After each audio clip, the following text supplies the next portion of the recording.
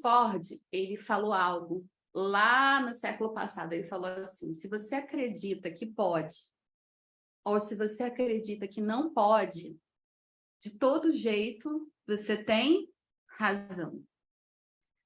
As crenças, elas são muito poderosas. E essa vivência do vida e a própria vivência na programação neurolinguística traz para a gente uma visão ampliada dessa questão das crenças, no sentido de que a gente consegue se enxergar acreditando em algo, percebe? E a gente também consegue se posicionar vendo como outras pessoas acreditam em algo e como nós podemos crescer como seres humanos, entendendo, respeitando as pessoas, olhando para nós mesmos, vendo pessoas mudarem crenças e refletindo se aquelas crenças que nos posicionaram, que nos fizeram caminhar, que nos fizeram vencer, nesse momento, vão ser as crenças que vão continuar conosco. Percebe? O nosso coração, a nossa mente, o nosso inconsciente, ele estabelece padrões importantíssimos para fazer com que nós superemos desafios, enxerguemos novos horizontes e, sobretudo, em momentos como esse aqui, como esse final de semana, nós possamos identificar algumas crenças. Lembram das respostas? Das perguntas? Fazer perguntas para a gente. Por quê? A forma como nós superamos as coisas, elas podem ter padrões diferenciados de acordo com a vivência que a gente se submeteu. E quando a gente consegue estar presente de coração, como nós já combinamos aqui nesses 2 dias, a gente pode avaliar a forma como nós acreditamos. Então, por exemplo, nós vimos aqui, o Cleberson trouxe um exemplo de superação, de uma forma como ele supera, de quando acontece uma adversidade, ele tem ali a certeza que ele vai superar aquela adversidade. Eu também tenho uma crença de que eu vou superar a adversidade, vou ensinar alguém com isso. Eu tenho certeza também que o Cleberson tem isso no coração dele, assim como você também. E o que eu quero que a gente pense nesse momento é pensar sobre o nosso pensamento. Pensar sobre as nossas próprias crenças. Eu tive uma aluna há alguns anos e ela falou assim para mim: tudo na minha vida é fácil. Tudo na minha vida é fácil, tudo que eu quero vem para mim. Mas ela falou isso com muita naturalidade. Ela falou assim: olha, eu casei com um homem rico, maravilhoso, lindo, cheiroso, malhado. Tenho 2 filhas lindas, moro numa mansão linda.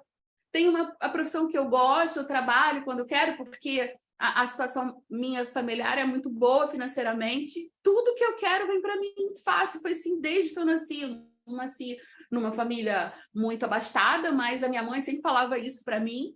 E assim, e a minha vida é assim. Eu sou linda, magra. Tenho 2 filhas lindas, um marido que me ama. Adoro a vida que eu tenho, sou super feliz. E aí, então, aí isso veio corroborar com algo que eu vivencio na programação neurolinguística, trabalhando com crenças, com formações, e eu gosto de trazer isso, porque, de fato, a forma como a gente acredita que a vida será conosco é a forma que a vida será conosco. Percebe? Então, assim, algumas vezes a gente não tem esse conhecimento no nível de prática, de vivência. Ou ainda não fez algum sentido para nós em algum nível. E então nós criamos mecanismos de superação. Eu mesma criei muitos mecanismos de superação e eu acredito que vocês também. né, enfrentar a morte de um pai, uma mãe, um ente querido, a enfermidade de um ente querido, a ausência de um sustento financeiro, às vezes uma falência, uma traição de um amigo que faz você perder tudo. Enfim, muitas coisas acontecem na nossa vida e a nossa estrutura mental, ela cria ferramentas para que a gente possa superar aquilo. E quando a gente vive essa emoção de conseguir superar através daquelas ferramentas, aquilo vem fortalecer uma crença. Vocês compreendem isso? Isso vem fortalecer uma crença. Então, o que eu quero trazer aqui para nós é que faça perguntas. Faça perguntas para você. Saiba, olhe para a sua vida, olhe para o resultado que você está obtendo hoje. Alegre-se com os resultados positivos, com tudo aquilo que você já conquistou, com tudo aquilo que você vai conquistar. E, sobretudo, pense sobre o seu pensamento. Existem alguns estudos que falam, né, que a grande maioria da população mundial nem pensa. Vai com a boiada, sabe? Vamos dizer aí, 90% da população mundial não pensa. Não pensa porque trabalha muito e não tem tempo para pensar, não pensa porque passa fome e não consegue pensar, não pensa porque sofre abusos terríveis e por isso não consegue pensar. Estou falando no nível mundial, planeta Terra, tá? 90%. Alguns estudos apontam isso. Dos 10% que sobram, 9,5% acha que pensa. Acha que pensa. Porque estuda, porque procura as coisas, porque busca se desenvolver. Agora, 0,5% realmente pensa, porque pensa sobre o seu próprio pensamento. E esse exercício, eu vou dizer para vocês sabem, a PNL é a ciência do como. Talvez você já tenha lido isso que eu falei em algum livro, em algum jornal, em algum blog, alguma coisa. Mas talvez você, como eu, durante muitos anos da minha vida, eu falei, tá, é muito bonito isso, mas como então eu posso ser esse 0,5% que pensa sobre o pensamento? A PNL tem uma resposta simples para você, que nós temos estudado nas aulas da pós. Chama posição perceptiva. Simples assim, gente. Posição perceptiva. Pensa sobre o pensamento, vai para uma terceira posição e veja você vivendo, veja você pensando, veja você fazendo escolhas. Veja a Dani falando da aluna magra, linda e rica, que acha que tudo vem fácil para ela.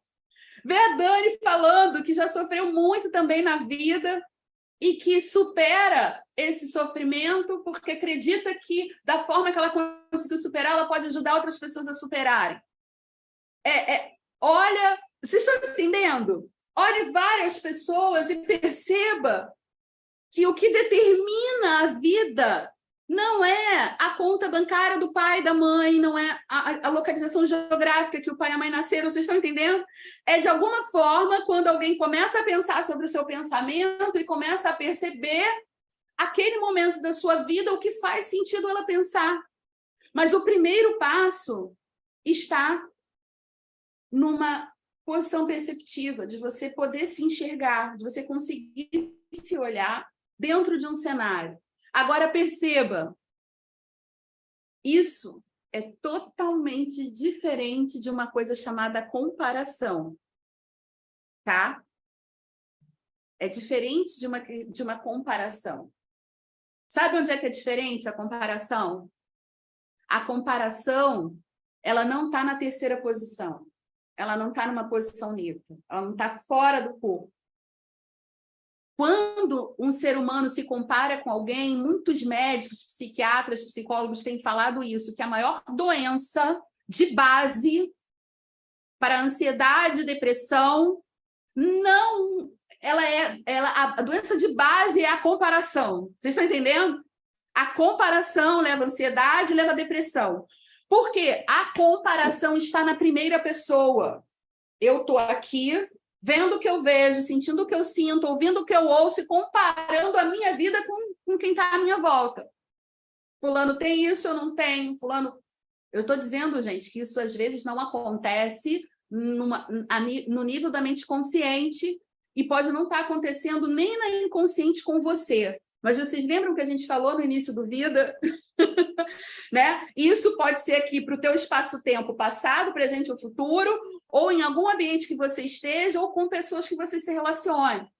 Mas lembra que você vai viver aqui intensamente, para você poder exercer essa missão. Então, vocês entendem? Eu não estou dizendo que isso acontece com você, mas isso acontece na vida, no mundo. Então, a comparação está na primeira pessoa. Quando você vai para a terceira posição, que é uma posição neutra, você olha com neutralidade. Então, você não tem sentimentos.